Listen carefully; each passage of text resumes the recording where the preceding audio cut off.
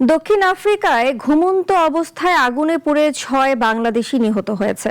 নিহত ৬ জনই নারায়ণগঞ্জের সদর উপজেলার বাসিন্দা।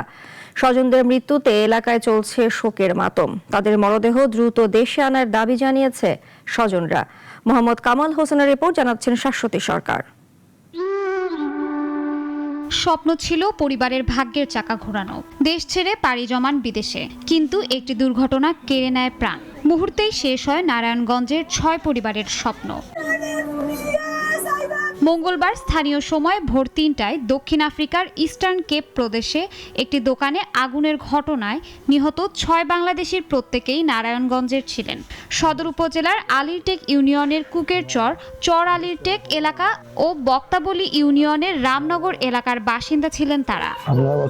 ৯ বছর আগে জানা গেছে, আগুন লাগার সময় দোকানের ভেতরে ঘুমিয়েছিলেন এই ৬ জন। এতে ঘটনাস্থলেই প্রাণ হারান তারা। একসাথে চাকরি করে দোকানে রাতে আগুন লাগে, রাতে ৩টা সাড়ে ৩টা বাজে। কিভাবে লাগবে এখন আমরা পুরোপুরি বলতে পারি না, এই অবস্থা। তারপরে খবরে এখন আমরা লাশও দেখি না, কি অবস্থা তাও আমরা জানি না। আমার ছোট ভাইরা গেছে, যা দেখছে ওদের কোনো রাসের কোনো পরিকল্পনা কিছুই নাই, সব কঙ্কালও নিমিশ হয়েছে থাকে। তো ৬ জন একসাথেই আছে, ৬ জন মারা গেছে, ৬ জন ওই সাইডেই আছে। তাদের মৃত্যুর খবরে ভারী হয়ে উঠেছে নারায়ণগঞ্জের পরিবেশ। এলাকায় চলছে শোকের মাতম। ৭ জনের ভিতরে একজন বের হয়ে গেছে, ৬ জন আটকা পড়ে রয়েছে। পাশের দোকানদার এরা অনেক চেষ্টা করছে, তালা তোলা ভাঙছিল, কিন্তু বের হতে পারেনি। যে রুমটা বের হইব এই রুম দিয়ে আগুন গ্যাসের বিস্ফোরণ করতেছে একটা করে একটা, হেরা বের হতে পারে না। এ ঘটনায় আহত আরও একজন হাসপাতালে চিকিৎসাধীন রয়েছেন। আগুন লাগার কারণ এখনো প্রকাশ করেনি দেশটির সংশ্লিষ্ট দপ্তর।